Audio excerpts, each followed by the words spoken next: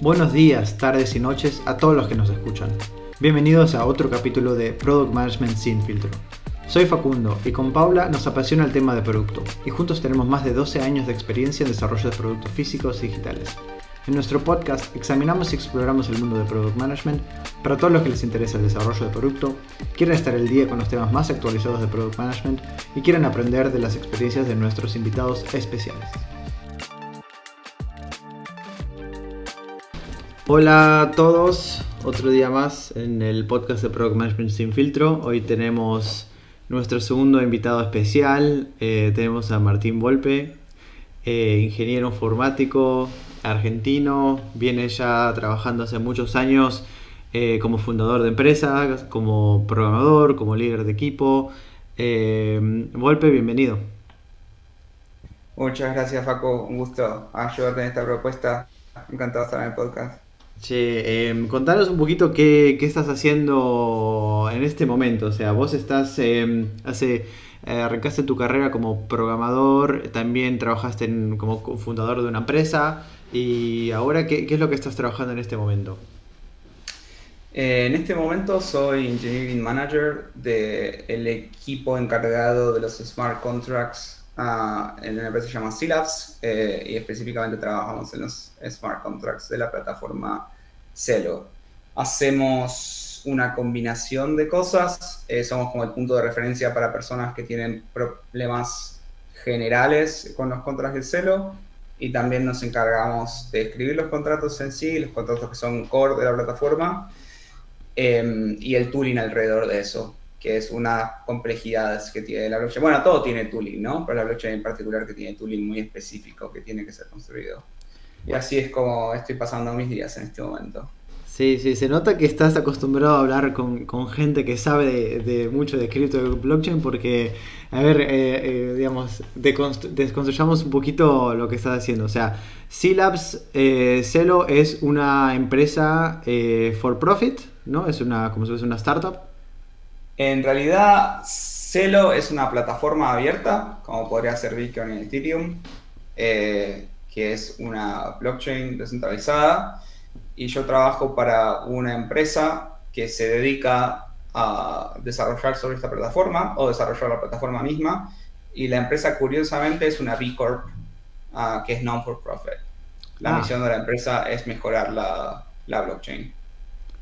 ok, entonces la institución donde estás trabajando no es for profit, entonces no estás como en el mundo así de startup donde la idea es, digamos, tener acciones y vender esta empresa. Está hecha como para, digamos, seguir construyendo la infraestructura del blockchain digamos, Celo, ¿no? Sí, digamos que podemos trazar un paralelismo. Si bien son cosas que son conceptualmente distintas, uno podría entender como que la empresa en sí misma es una B Corp que tiene una misión, pero eso no quiere decir que los individuos que trabajamos en ella no tengamos incentivos. Al final del día todos trabajamos sobre una red en la cual entramos desde hace mucho tiempo y el objetivo que todos que estamos trabajando dentro de SILAS y en otras empresas es hacer la red más valiosa. Ahí hay un incentivo económico, pero es un poco más indirecto que en el sentido tradicional. Ujú. Eh, Antes de meternos, porque creo que hay un montón de temas muy interesantes de entender sobre cripto y creo que estaría bueno que nos cuentes un poco sobre las bases, ¿no? Pero antes de eso, porque esto de B Corp lo escuché varias veces, entiendo que puede ser que sea como una empresa que ya en los, digamos, desde digamos, que tiene legalmente responsabilidad social? ¿O cómo describirías una B Corp?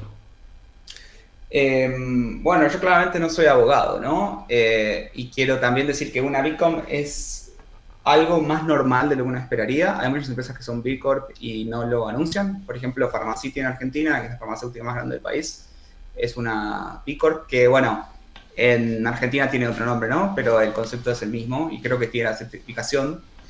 El concepto, como yo lo entiendo, y como repito, no soy un abogado, se trata de que una empresa que dice nosotros no nos vamos a dividir en shares y no vamos a tener dueños, no vamos a tener acciones. Simplemente la empresa es una institución que permite a las personas cumplir con cierto objetivo.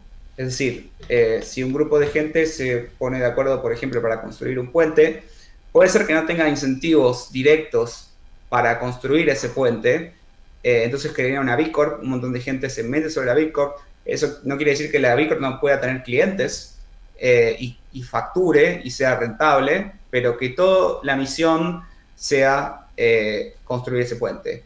Y entonces uno te puede decir, ¿para qué lo hacen? Algunas simplemente es bien social, otros simplemente como una startup es su forma de vender el mundo. Supongo que Pharmacity, si ellos triunfan como empresa, todo el mundo tiene acceso a medicamentos o lo que sea, y ellos cumplen su misión. O también poder, volviendo al caso del puente, que simplemente hay gente que tiene negocios de los dos lados del puente y tomaron la decisión que les conviene más asociarse para construirlos, entonces no les interesa hacer dinero construyendo el puente en sí mismo, sino con lo que el puente genere.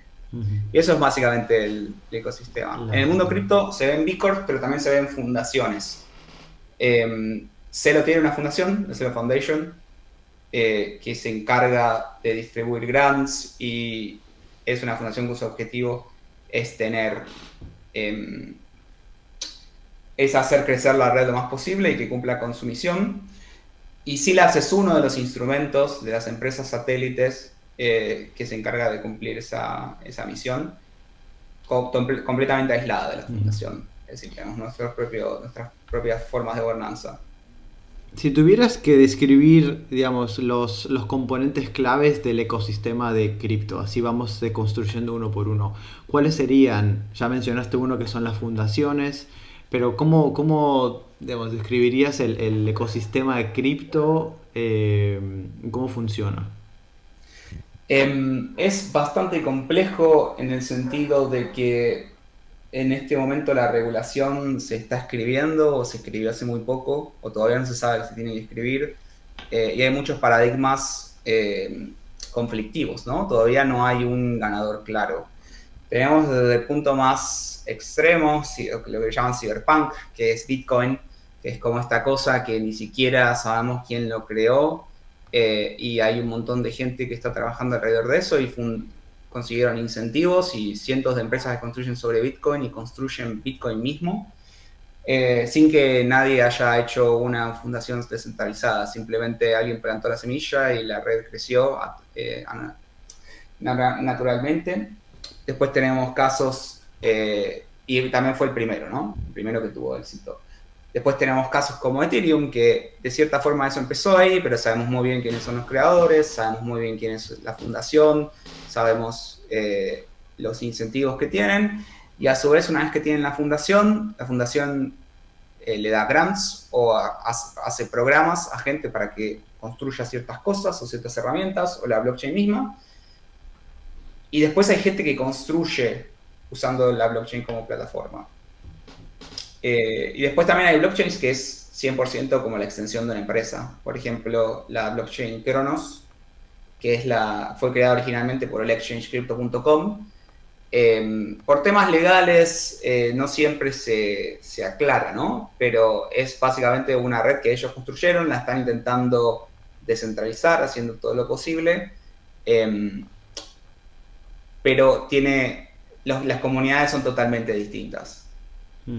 Pero algo que tienen en común, perdón que te interrumpa, es que las blockchains son plataformas. La idea de la blockchain es usarlas, y entonces hay empresas como Coinbase, que está integrado a las blockchains y la gente puede comprar y vender usándolo, o gente también puede construir protocolos, que son aplicaciones que corren sobre la blockchain misma.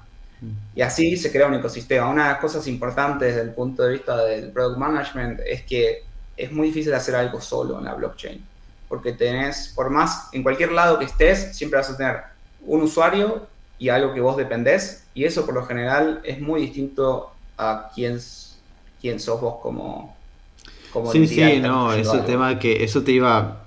eso creo que vamos a ir un poco más adelante, porque el tema de product management para una aplicación que tiene una interfaz y decir, bueno, esos son mis usuarios, ese es el diseño, así se implementa, es una cosa. Y estamos viendo que es un mundo muy distinto, donde el rol de product management parecería ser mucho más técnico y de otro punto de vista, pero para entender un poquito más, ¿no?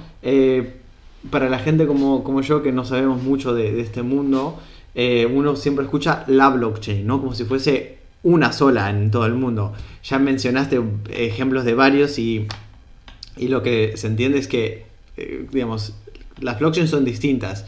Lo que me gustaría que, si podrías describir, digamos, qué es una blockchain en sí y cuál es la diferencia entre una y la otra, ¿no? Porque si hay tantas, al final parecería como que cualquiera puede venir y hacer su propia blockchain. ¿Es así o hay más detrás de eso?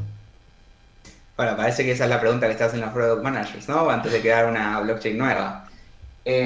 Una blockchain, básicamente, decimos la blockchain, quizás es una palabra medio antigua, ¿no? Porque empezó cuando había solo una o un par.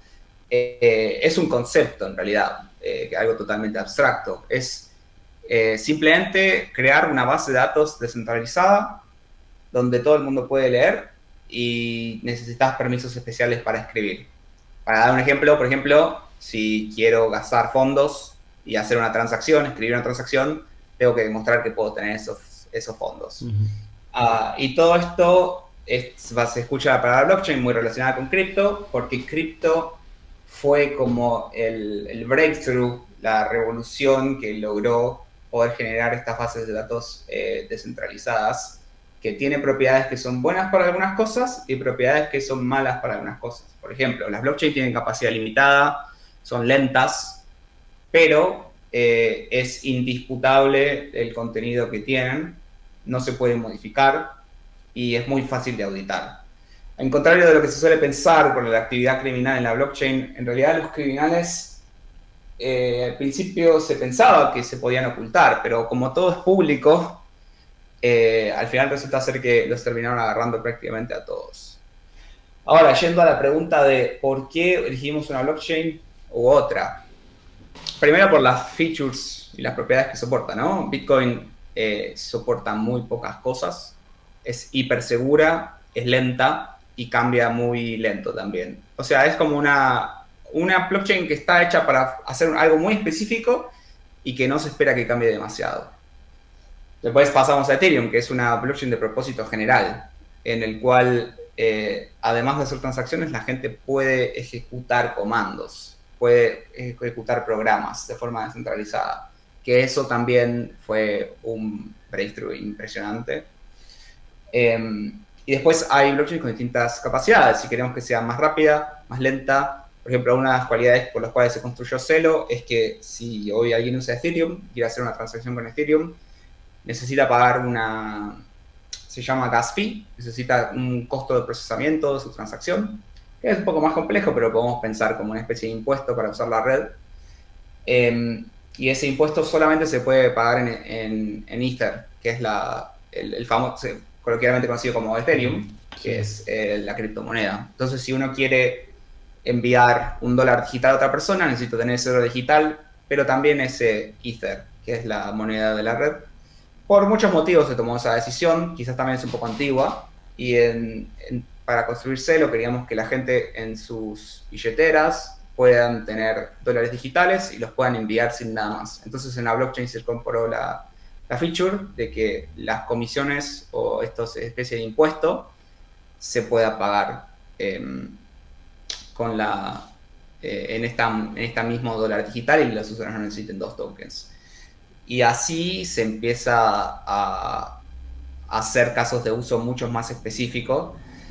Está la discusión, todavía es una cosa muy cerrada, de qué modelo es el que va a ganar. Si vamos a tener blockchains que van a ser para casos específicos, o si vamos a tener una blockchain que se llama como settlement layer, que es decir, que todo va a terminar en una blockchain súper segura y que va a haber como otras blockchains como operando satélite a esta, pero que todo se va a consolidar en esta blockchain grande. Interesante. Y una duda, porque mencionaste lo de el gas fee, ¿no? Las comisiones para operar. Una de las promesas, digamos, mediáticas que se conoce de la cripto y blockchain es la habilidad de hacer transacciones virtualmente sin costos. O sea, eso lo había entendido, ¿no? ¿Qué genera estos costos, digamos? ¿Por qué, si estamos, uno diría, bueno, pero si te estoy mandando desde mi compu a tu compu 1 euro, ¿quién nos cobra? Digamos, ¿a dónde va ese dinero? Sí, acá empiezan a jugar las fuerzas económicas en el ámbito de todo lo que tiene que ver con blockchain. Siempre pensamos cuáles son los incentivos que tienen las personas para hacer las cosas que hacen y cómo van a reaccionar los usuarios ante fuerzas de oferta y demanda. Por eso siempre los equipos son bastante interdisciplinarios. Se hacen audits, auditorías de código para verificar que no tengan errores, que pueden ser bastante trágicos en un mundo crítico. Así también se hacen auditorías económicas, diciendo que si uno simula el proyecto, vamos a terminar con un causa-efecto que sea beneficioso para la red, menos que la gente le convenga atacar a la red. Pero bueno, no nos vamos a meter en eso.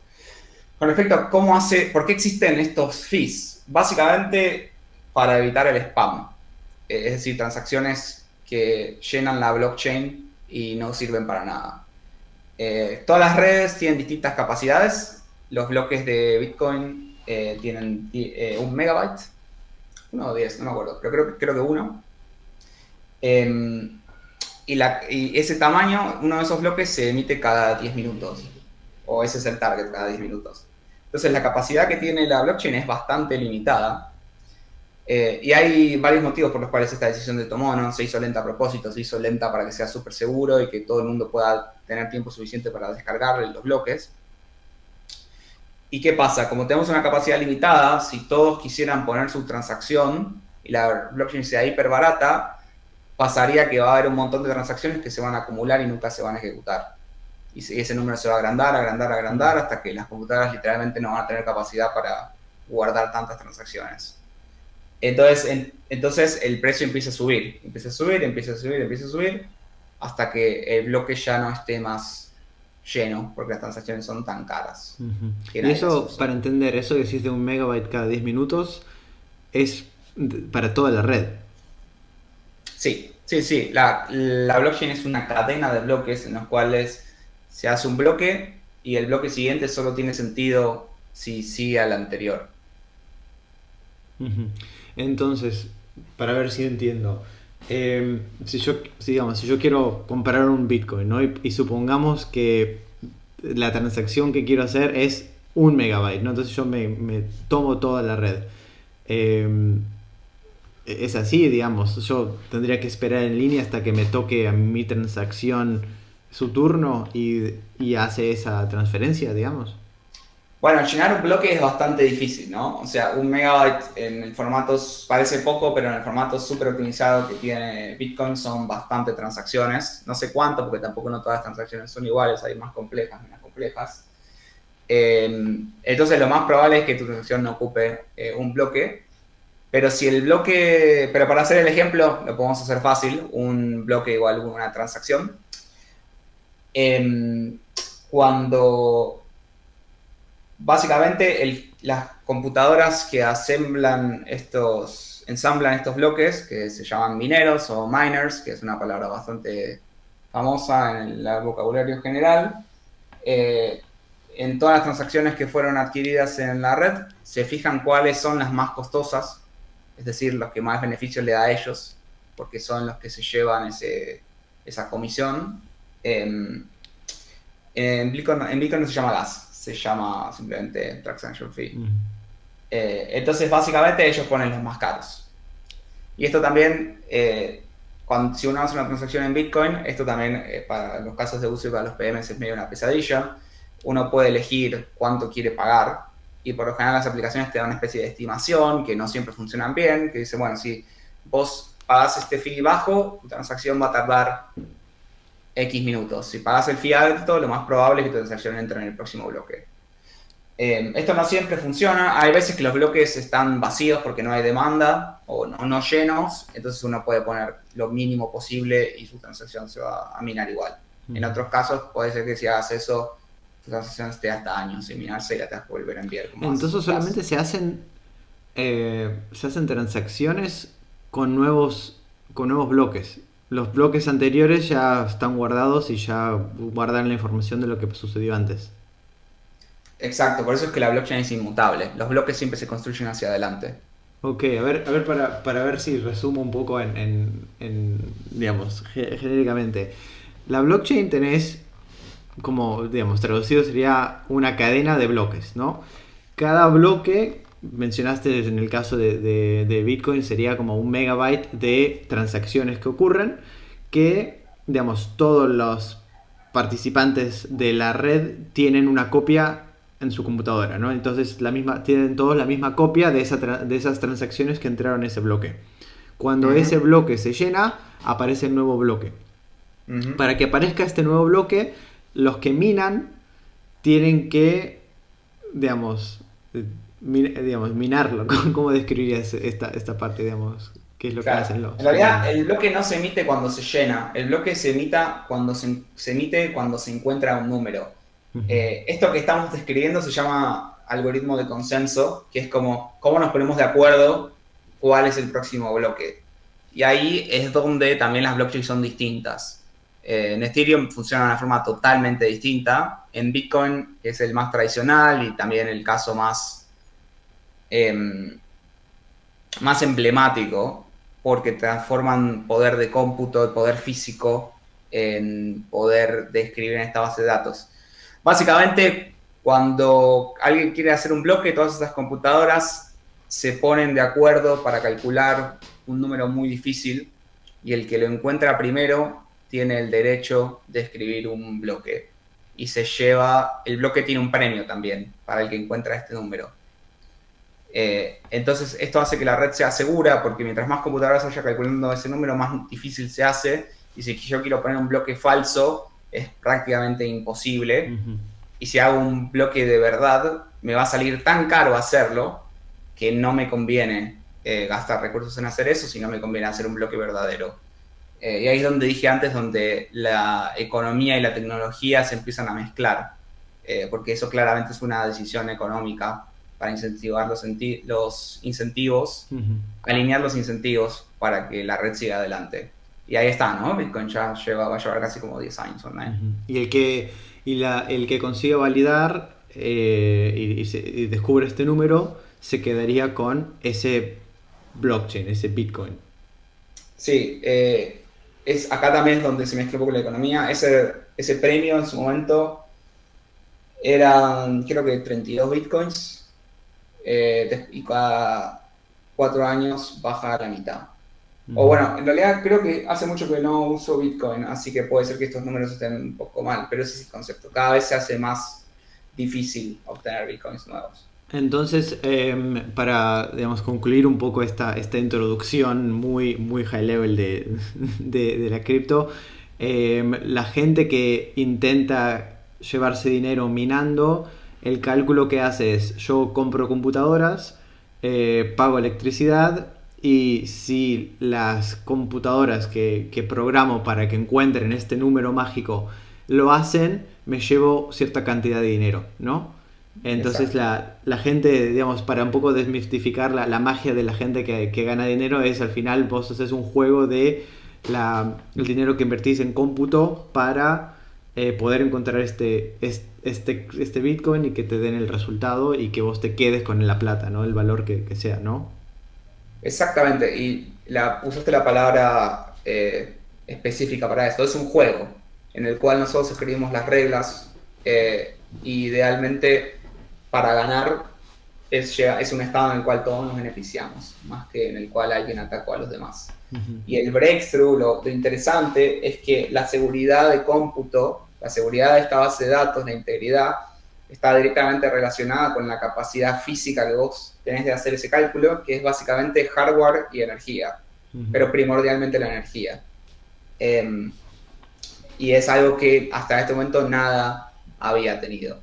Y simplemente un dato de color para que la gente no cometa el error: si alguien se mina con placas de video, porque funcionan mejor para el algoritmo, que son las mismas. Hay algunas placas de video que se construyen específicamente para esto, o hay placas de video, puedes usar una placa de juegos, no va a ser tan buena, pero se puede usar. Ahora, cuando uno mina, uno no genera un bloque por sí mismo, porque las posibilidades de que un individuo con una placa de video genere un bloque son tan bajas que lo más probable es que pases toda tu vida minando y nunca mines un bloque. Entonces la gente lo que se hace, se asocia en pools, en el cual de forma virtual toda esa gente se asocia y el que encuentra un bloque primero de toda esa gente se distribuye los beneficios. Ujú. Es un poco más complejo, pero la idea esa de que me compro una placa de video y me bajo el software de Bitcoin es un poco más complicado que eso. Es posible uniéndose a Sí. uno de estos pools, pero no tan bueno. Para entender un poco por qué, digamos, seguramente te han hecho preguntas en este tema, pero yo escuché mucha gente que dice, no, mira, es fácil, ¿no? Te compras la compu, empiezas a minar o haces un pool. Digamos, por lo que comentaste, estas criptomonedas como Bitcoin o Ethereum ya son muy populares y de ver una barbaridad de gente haciendo, eh, digamos, minando estas monedas. Eso de minar nuevas monedas o esas que son un poco más novedosas, que tienen los nombres raros, para digamos, hacer dinero rápido de los que validan temprano. ¿Es así o es medio como un verso que dicen y al final es un poco de estafa? O digamos de otra forma, ¿dónde viene la estafa de cripto que también hay mucha gente que, digamos, que juega con la idea del dinero rápido? Bueno, en realidad no es una. Hay formas de ser estafado en cripto, podemos decir eso más adelante, pero minar, yo no diría que es una forma de ser estafado, porque al final del día ninguno de los precios que vos ves hoy en día no se pueden garantizar en el futuro, ni para arriba ni para abajo. Básicamente, la estafa está donde, o la cosa incorrecta cuando alguien te dice que el precio puede ser predecible y que tiene unos modelos. La realidad es que si alguien pudiera predecir el precio, no sería el secreto mejor guardado del mundo, ¿no? Entonces vos lo que decís es, mira, hoy el precio está a 10, ¿no? Entonces yo empiezo a minar y me da la economía, digamos, yo compro unas máquinas y la energía está a cierto precio, donde yo estoy minando por cinco euros y estoy consiguiendo 10. Pero lo que decís es que la estafa va que tal vez ese precio baje a 5 y estés gastando más dinero de lo que te dé esa moneda. Sí, en realidad eso no es una estafa, ¿no? Es parte del riesgo que la Sí, gente sí, sí. corre y se corren otros riesgos. Como te dije, minar se hace más difícil mientras más gente haya minando. Entonces, mientras más rentable es, más gente va a empezar a minar y menos rentable es, se va a hacer. Entonces, como que tenemos este equilibrio. Lo cierto es que antes estaban en China, ahora China lo prohibió. Hay empresas que se dedican a esto, ¿no? Que tienen galpones y lleno de esto, con energía súper eficiente, con acuerdos con las vendedoras de electricidad. Entonces es difícil competir con ellos, ¿no? Cuando la rentabilidad baja, retail, que es la persona que lo tiene en su casa, es el más probable que deje de ser rentable. Sí. Y lo peligroso de esto, cada uno tiene que hacer su propia investigación, ¿no? Pero es que si las criptomonedas están más altas y vos pagás mucho dinero por una placa de video, lo más probable es que si las criptomonedas bajen, la placa de video baje también. Entonces mucha gente hace el análisis de, bueno, pero de última, si yo no puedo mirar más, vendo la placa de video, pero resulta ser que todo el mercado va a estar pensando lo mismo en ese momento, Sí, sí. ¿no? Entonces, lo más importante es que esto es una inversión como cualquier otra y la posibilidad de perder plata es real, ¿no? O sea, no Sí, es o sea que lleva algo, no mucho es algo más riesgo de lo asegurado. que uno pensaría. Exacto. Ahora, mucha gente hace el cálculo de, bueno, está bien, estoy dispuesto a correr el riesgo porque quizás esta criptomoneda que estoy minado es el nuevo Bitcoin. Puede ser que sí, puede ser que no. Yo estoy bastante seguro que la gente que minó Bitcoin al principio no sabía que iba a hacer tanto dinero. Si eso hubiese sido así, hubiese visto en los gráficos que se hubiese hecho mucho más difícil, mucho más rápido. Y así también mucha gente minó mucha cosa que terminó siendo basura, ¿no? Blockchains que ya no existen más. Sí. Entonces, considerando que es imposible de predecir el precio, uno tiene que tomar esas decisiones. Ok, Pero bueno, no, Paco, eso bueno. no tiene nada que ver con Product Management. No, pero está muy bueno entender todo este ecosistema. O sea, si yo fuese Product Management trabajando con vos, tendría que entender todo esto porque si no, al final cualquier idea que tenga no va. Pero, digamos, yendo para ese tema, vos, digamos, ¿cómo te metiste en el mundo Porque supongo que te metiste con la idea de trabajar sobre un producto, ahí yendo a esa conexión, algún tipo de producto asociado a la cripto, ¿no? ¿Cómo fue tu camino ahí? Primero te voy a hacer un comentario que dijiste recién de los project management metiéndose en cripto. No quiero no quiero pincharle el globo a nadie, ¿no? Pero es bastante usual que los PMs que están en cripto son limitados y es difícil meterse por esta cantidad de contexto, ¿no? Es muy difícil ser un PM junior en cripto. O bueno, puede ser un PM junior, pero necesitas saber mucho de cripto, ¿no? O por ejemplo, si yo ahora me cambiara a PM, sería junior, pero tengo el conocimiento de cripto. Sí, sí. Entonces eso hace que sea difícil entrar y el consejo yo digo para entrar es que se empiecen a meterse en proyectos más pequeños y hagan un poco de participación ad honorem. O bueno, se puede ser paga, ¿no? Pero no full time. Y eso es una buena forma de empezar. Con respecto a cómo me metí yo la verdad es que tuve mucha suerte en ese sentido, o sea, demasiada suerte, porque yo tenía una startup en Buenos Aires que se llamaba Terapia Point, que no tenía nada que ver con cripto, más tarde un poco sí, pero lo que pasó es que yo trabajaba en una oficina, que era la oficina de mis amigos, en Buenos Aires, en la cual trabajaron muchos amigos míos que terminaron siendo grandes eminencias del mundo cripto, dígase Decentraland, Open Zeppelin, Hard Hat. La pueden buscar, la casa se llama Voltaire House o Casa Voltaire. Hay un artículo en La Nación de Argentina, hay varios artículos en inglés. Voltaire como el filósofo francés, que es a un pasaje en la ciudad de Buenos Aires. Y yo trabajando ahí durante 2 años, lo que pasaba es que si quería hablar con alguien en el almuerzo, esa gente hablaba de cripto todo el día, ¿no? Esto en el 2017. Y lo que pasaba también es que los proyectos, a medida que iban creciendo, las casas les quedaban chicas y se empezaban a mudar a sus propias oficinas. Hasta que la casa, bueno, eventualmente se vendió y ahora la van a demoler, así que quedó como una leyenda. Y los primeros casos de cripto, bueno, mis primeros casos fueron especulando, ¿no? O sea, consiguiendo, había muchas páginas que regalaban centavos de Bitcoin y cosas así en el principio. Después, nosotros en mi startup de psicólogos, en Terapia Point, conectábamos a pacientes en Estados Unidos con psicólogos en Argentina y había que pagarlos a los psicólogos en Argentina con dinero que estaba en Estados Unidos o en el extranjero. Y en ese momento nos dimos cuenta que la mejor forma de hacer eso era vía cripto e implementamos ese flujo y el startup no funcionó, pero debo decir que esa parte de los pagos era la que realmente funcionaba y quizás hoy en día me arrepiento un poco de no haber emprendido con eso en su momento o haber hecho ese pivot. Aunque bueno, estaba bastante cansado de ese proyecto cuando es bastante frustrante cuando durante 2 años uno hace un proyecto y no sale.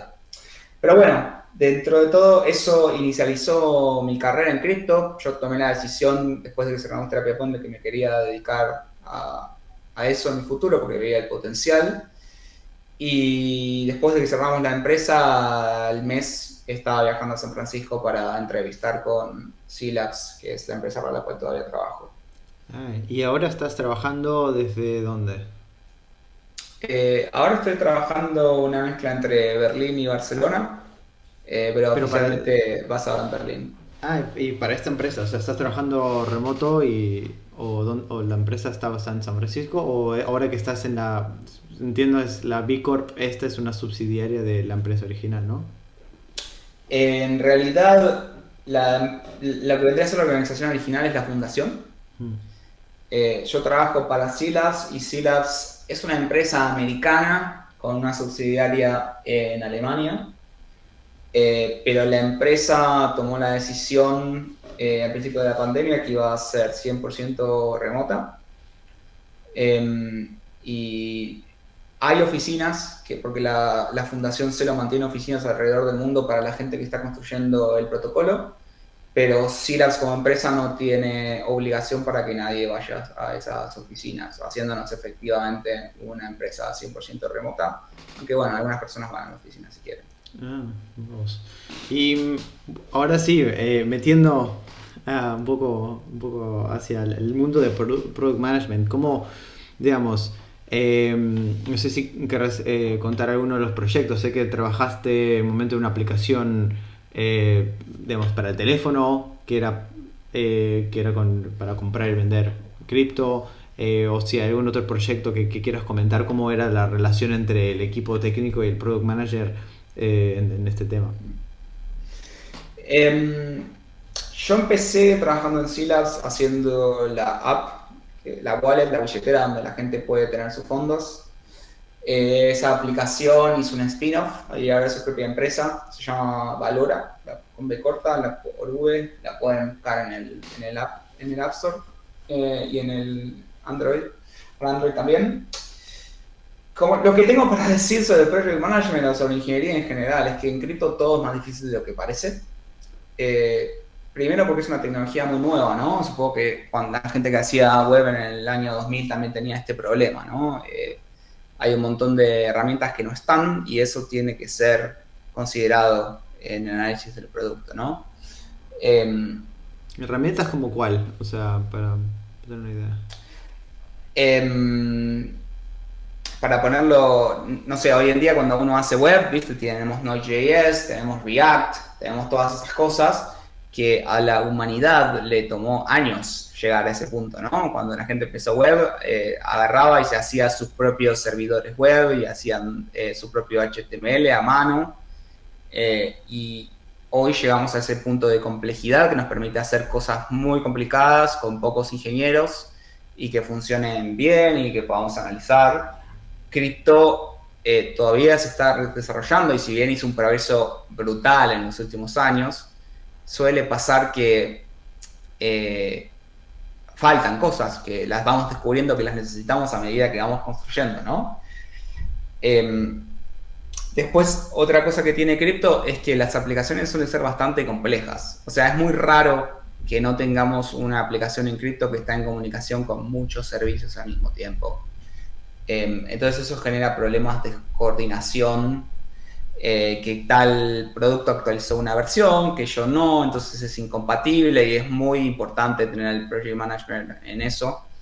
También es, por más bueno que sea el project manager, por más bueno que sea un ingeniero, hay mucho trabajo de compartir conocimiento, porque cuando un ingeniero dice hay un problema, hay que, no sé, modificar esta parte del producto porque no la vamos a poder construir más con esta tecnología, y le dice al PM que va a tardar 2 semanas en hacer eso, el PM quiere entender muy bien entonces qué es lo que está pasando. Y eso es como una fuente de conflicto, como tener conversaciones durante... Supongo que en todas las industrias puede pasar esto, pero conversaciones de horas con los PMs, entendiendo que muy bien es lo que implica hacer un cambio e intentar predecir lo más posible. Eso siempre es difícil, pero en cripto es bastante marcado esa dificultad.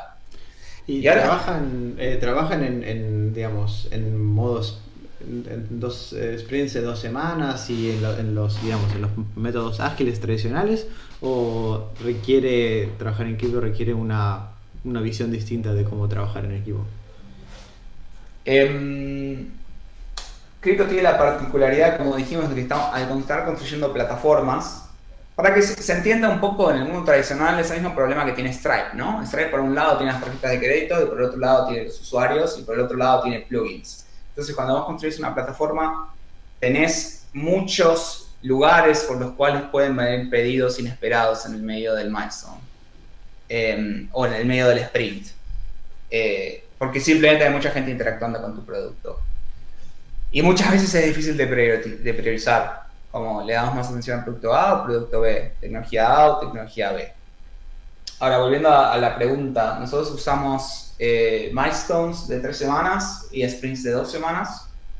En el milestone tenemos, antes de que empiece, una semana de planificación, en el cual se pone sobre la balanza todo lo que tenemos que hacer, o todas las cosas que la gente, yo lo llamo wishlist, de si tuviésemos tiempo infinito, ¿qué harías?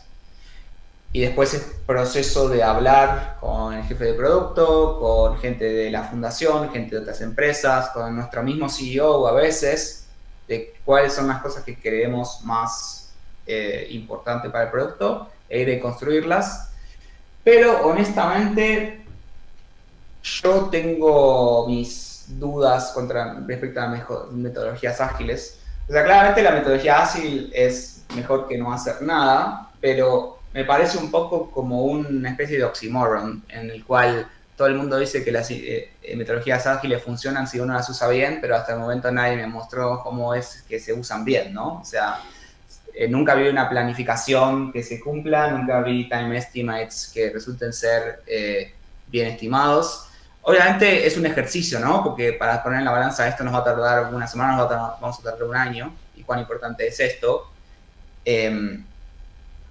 Pero uno tiene que tomar muy con pinzas. Hay como gente fundamentalista que dice, no, si no, al final del sprint no hicimos exactamente lo que queríamos hacer, quiere decir que la planificación falló, y yo arranco el milestone con una planificación totalmente distinta. Yo asumo que la planificación que tenemos o las estimaciones no van a ser buenas.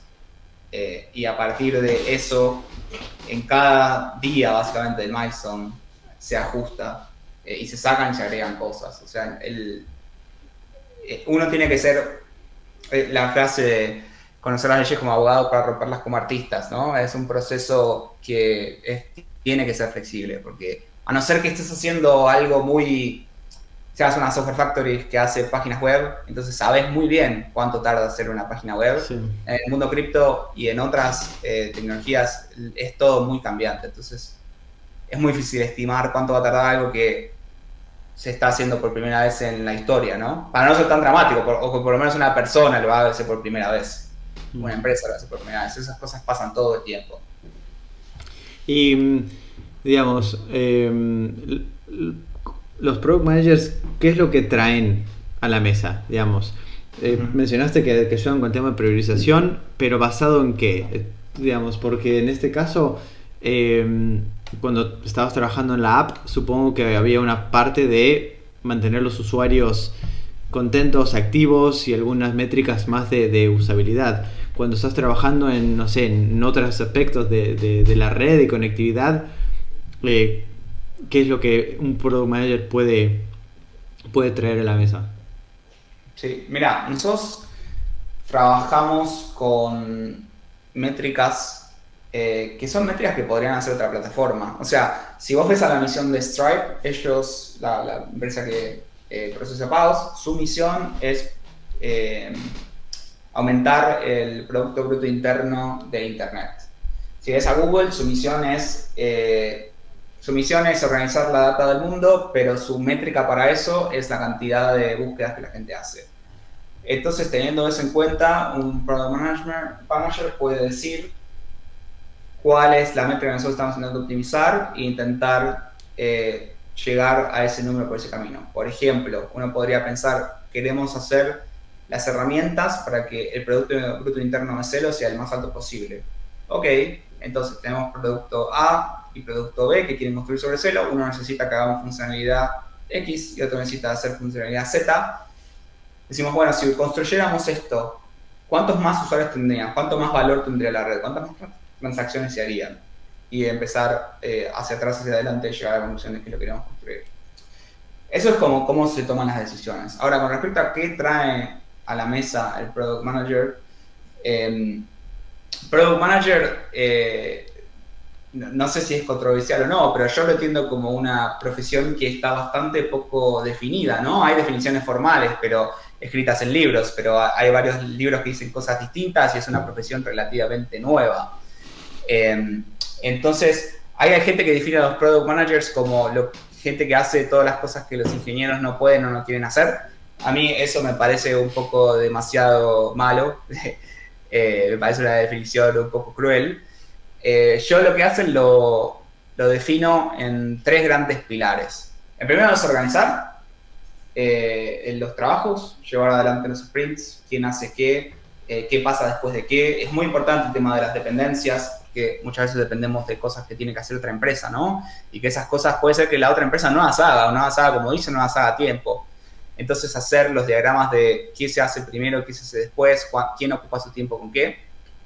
Después, otro gran pilar es decidir qué es lo que hacemos. ¿Hacemos A o hacemos B? Y esa es la persona que tiene que estar persiguiendo a todas las personas en la organización y afuera de la organización para contestar a esa pregunta. Y el otro pilar es otros, que quizás no sea el mejor trabajo, pero por ejemplo, nosotros cuando vamos a construir algo lo anunciamos en el foro y no tenemos un copywriter, tenemos un project manager y el project manager es el que se encarga de eso. O sea, el project Entonces, manager es distinto al product manager en tu equipo. No, perdón, yo me confundo las palabras. Yo siempre estoy diciendo PM, Product Manager. Ah. Eh, No, porque perdón. bueno, hemos hablado con gente que tiene dos, que trabaja con project manager para lo que es el proyecto, digamos, que tal vez sea con varios equipos, y el product manager específico del equipo en sí. O sea, Nosotros hasta el no me momento no ofendo. llegamos a dividir los roles, en un momento estuvimos muy cerca por este tema que te digo, que necesitas cosas que, por ejemplo, cuando uno lanza una stablecoin, que es una criptomoneda que vale lo mismo que $1, por ejemplo, uno genera el stablecoin, pero ese stablecoin solamente tiene sentido si alguien la usa. Y alguien la usa solamente si ese stablecoin está integrada en otras cosas, ¿no? Entonces ahí uno empieza el producto que todavía no existe y está hablando con como mínimo 10 partners. Y ahí, si solamente hay un PM, un Product Manager, se tiene que poner el sombrero de Project Manager. Si hay un Project Manager, se va a hacer Project Manager. De tener muy en claro qué pasa antes que qué cosa, independientemente de cómo asigna el trabajo, qué es lo que tiene que pasar. No, digamos, es complicado. Hay mucho, digamos, hay una parte de complejidad técnica que tal vez eso se puede, digamos, un poco delegar o, digamos, trabajar mucho con el equipo técnico, pero cuando va al tema de, digamos, de los partnerships, de trabajar con otras empresas, otras organizaciones, porque supongo lo que te referís es, digamos, Coinbase o, no sé, Bitpanda o lo que sea, algunas organizaciones donde al final, si yo como usuario quiero comprar esta stablecoin, tengo que tener la opción en algún lado, en alguna aplicación, en algún sistema de poder comprarla, ¿no?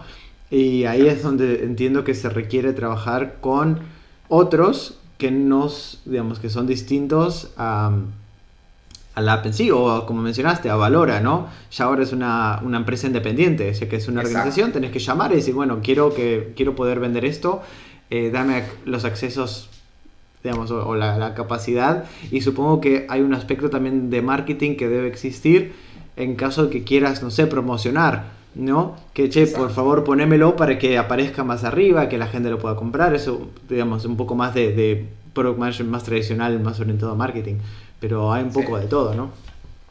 Y lo que tiene que ver cuando uno valora dentro de todo es uno de los casos más amigables, porque es una empresa que está dedicada al ecosistema y es como la misma visión que Celo, pero desde otro ángulo. En vez de hacer la plataforma, hacen la mejor aplicación para esa plataforma.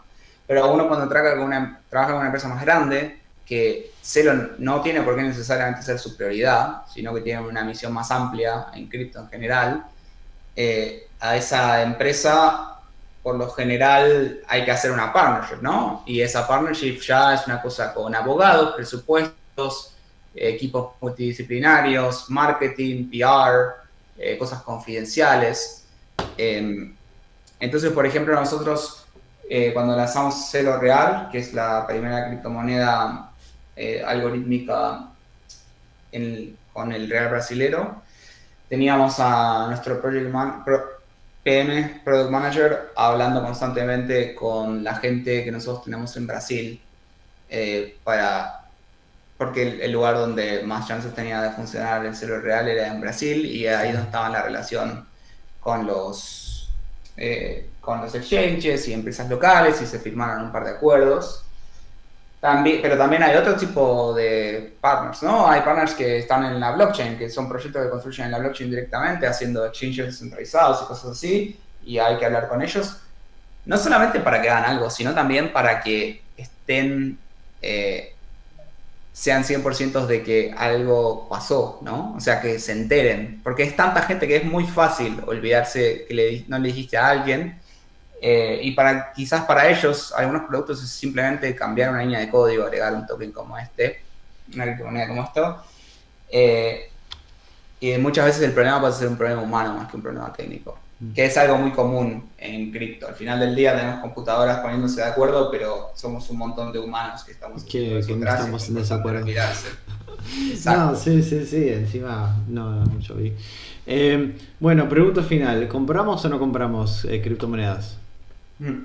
Bueno, vamos para atrás y decir que nada de lo que dije es consejos de inversión, ¿no? O sea, cada uno tiene que tomar sus descripciones, sus decisiones independientemente. Lo que hoy es una analogía muy fácil, ¿no? Nadie tiene la bola de cristal y si alguien la tuviera, no te vendería un curso de $5 para ni de 5, ni de 50, ni de 500, ni un bootcamp de 2 semanas para decírtela, estarían en Wall Street haciendo miles de millones de dólares. Entonces uno tiene que encargar de analizar lo que se llama los fundamentals, ¿no? ¿Qué posibilidades tienen estas herramientas para hacer el mundo un lugar mejor? Básicamente se reduce a eso, ¿no? Y en Sí. función de esos potenciales, los juegos que se plantean y cómo los precios pueden o no seguir el éxito de ese juego. Mm. Y ahora la industria, como todos, después de la explosión que tuvimos el año pasado, es ganar usuarios y ganar usos, y estamos empezando a ver casos de usos muy fuertes, como por ejemplo en gaming, en las stablecoins, algunas fracasaron, pero otras, las que sobrevivieron, están teniendo mucha tracción.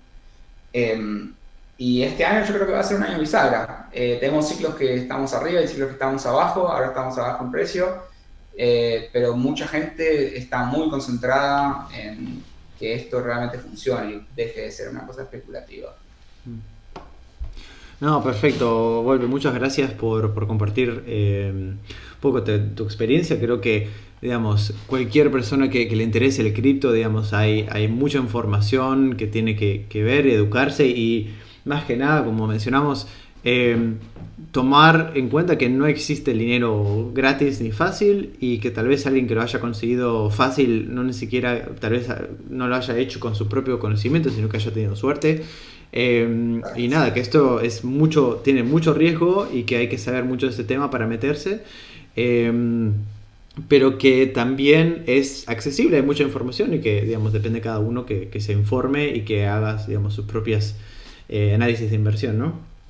Sí, y eso no tiene nada que ver con los productos, ¿no? Sí, para volver un poco a lo que vinimos a hablar acá, es como que uno juzgue si Google, la búsqueda funciona bien o mal en función de cómo está el precio en Wall Street, ¿no? Sí, En el 2008 y en el 2000, no sé, tuvieron bajas de como 50% en el stock y eso, la tecnología no cambia lo más mínimo, ¿no? Quizás tienen un poco menos de inversión para construirla, pero la empresa sigue siendo la misma y acá vamos a lo mismo. Los precios pueden estar arriba, pueden estar abajo, pero lo importante es la tecnología que estamos construyendo detrás de sí. eso. Sí, sí, y no, y creo que hay un montón de información para product managers que quieran meterse en cripto, que es complejo, pero que se puede. Y nada, de a poquito meterse y aprender un poco del tema y seguir así. Así que, vuelve, muchas gracias por el tiempo, por compartir la información y gracias a nuestra audiencia. Y nada, hasta la próxima. Hasta la próxima, Facu. Si alguien me quiere contactar, soy @martinbol en Twitter. Encantado de seguir discutiendo eso en otro medio. Perfecto, ahí lo tienen, su información se la agregamos a las notas del show. Y muchas gracias a todos, hasta luego. Hasta luego.